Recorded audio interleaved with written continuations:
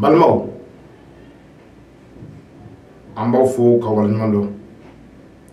fait bien réseaux sociaux sans faire vidéo man bela de l'info et bi encore la nuit tout est boli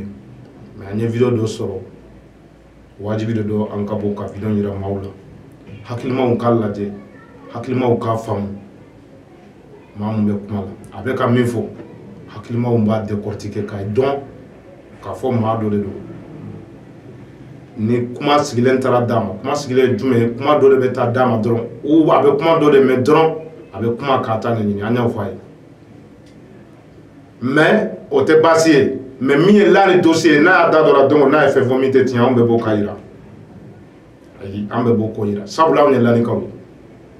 on be bokaira ka sabu ka be ka minfo ko tiente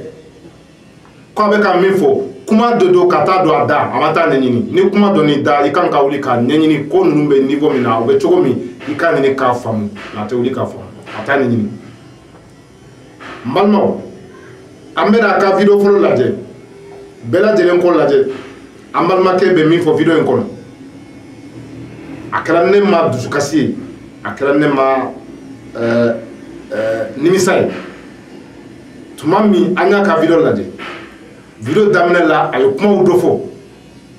no yan kuntigi Muhammad sallallahu alaihi wasallam aka salatu ay salatu chamanke kirainka amba fo kawal numando ko yetine mais mami be salatu ke kiraka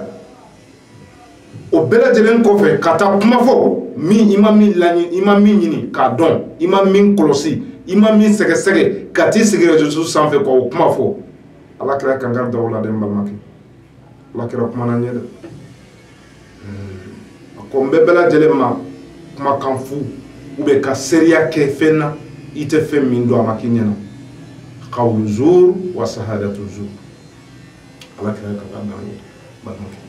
emi video damna na la kira to samay emi video damna na la kira to katla kata fefo femi ma nyini kuma kata fie ita nyini be wuli ka kuma anno de fie la ne dossier ni kuma la ka fefe la ne tiente on be boka ira maula billahi haklima unya bila utrobi kana ibe ka kuma munfo nane tiye kasu nane tiye masu on bo don haklima bo do video temeni kuma na la ne ka on nyanda do wala iye kuma munfo ne tiete iye kuma munfo anya don depuis o don de ko kuma debe dima ere te wuli kan nyini video mani mi be sigi soko ni te wuli kan nyini balmake ka audio ni video soro dro ko ibeta ko mo kambal make ikayra itebo er la de ikayra be chaya malno angambal make ka video folo la je bela jelen kallaje avec ka kuma mun fo a kerenne madusu kasi bi mami be autorité mamu be gouvernement de transition ki ba nyino fe ko tesri kay kola ebe tla ka diffamation ta ka nyesuma ebe tla ka kuma fo kuma mun prevuti bolo ka nyesi ni autorité ima akarane ma manuel bide mbalmo anga ka video lamme aka video fo labe ka minfo gelade kay mara kono war ko gelate sanu ko gelate ko ni juge procureur préfet sous préfet ali fauna to na gendarme ko na fa no mena kata kay mara nunu kono na ka damine jema kata bla fo yelimane kata bla fo am didi nuna katabla lan saba no lan modina to ye katabla makana na katabla fo bandula katabla fo karta kono nawla ku te dora la nu no mena kata sankele san flobe villa saba nani jo bamako ya ko sanu dinga tu bolo ko brilembe tungaranke u de kan na folo kan malmo aw bela dire ni video yi aw yayi aw bela dire ni kuma kan hakliman dawiye aw be fen fam ne video yi a ko to aw yere bolo ambalma ke kuma damne no mi video yi kon aw de global mbalma ay diffamation minkia pourquoi ma faut diffamation de parce qu'après vous tabo ako autorité munu beta ni ndugu nunu na ni comme ale ata don arrondissement de doa cercle d'ata don je sais pas ale kon be kuma tendro ako kuma inkono ku bi u be warko de lay ala fo video kon ako u te fo ila ka war c'est-à-dire ku be fem fela ka raison na u bɛ wari ko dɔrɔn de la u tɛ baara la ye malimaw malimaw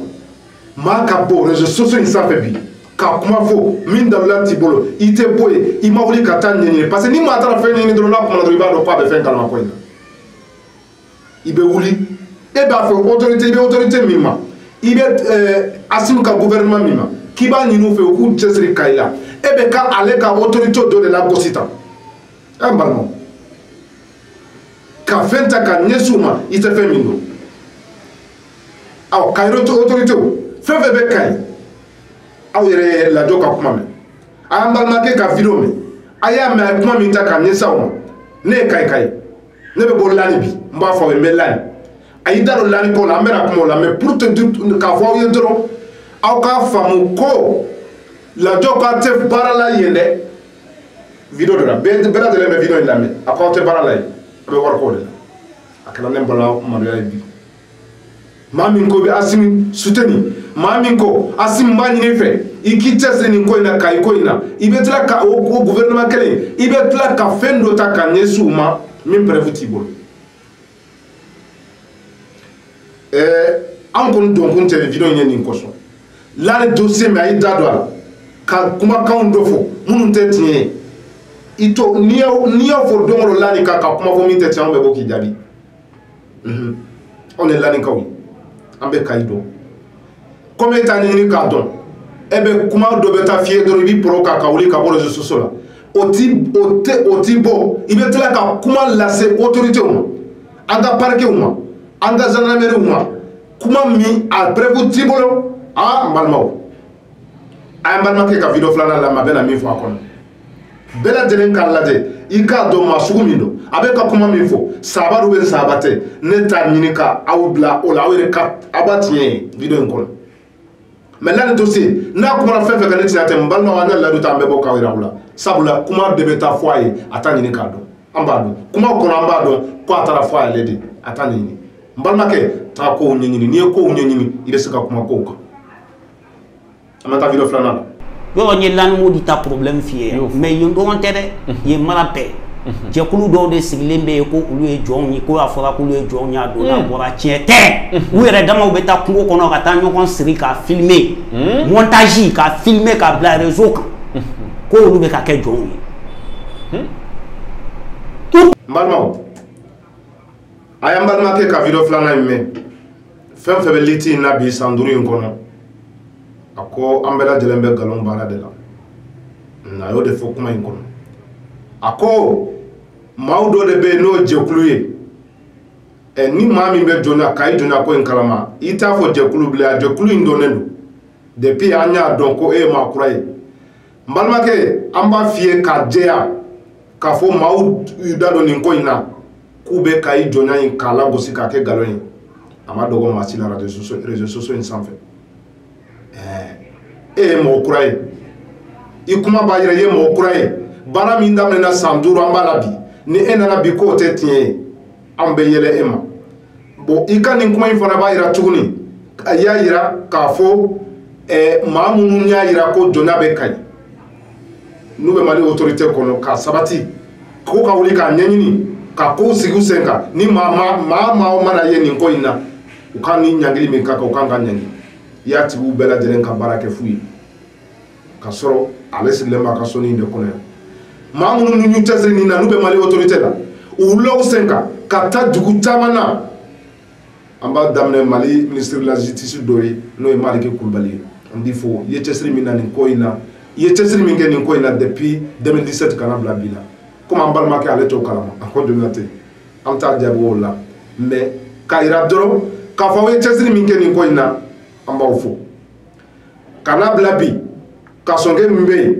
a ye baara min kɛ nin ko in na nin donna ko in bɛ kayi a ye gouverneur min tun bɛ n'o ye monsieur Sidibe ye a ye baara min kɛ kayi kana bila bi gendarme minnu bɛ yen kana bila parquet mun bɛ yen parquet n'a ka mɔgɔ fɛn fɛn bɛ kayi kana bila kayi autorité bɛɛ lajɛlen u ye cɛsiri min kɛ ni san 3 in kɔnɔ a dogolen tɛ maa la ni maa kura dɔ nana réseaux sanfɛ bi k'a fɔ ko jɔnya tɛ kayi a bɛ k'aw bolo yɛlɛko de a bɛ k'an bolo yɛlɛko ye mais mun kɔni b'a dɔn gouvernement tɔ bɛ na ale yɛrɛ bɛ sinsin maa minnu kan k'a b'a ɲini u fɛ u ka ɲɛɲini ako aw ye baara min kɛ nin san ninnu bɛɛ kɔnɔ san 5 bɛɛ kɔnɔ a ye cɛsiri min kɛ aw lajɔ ko tiɲɛ tɛ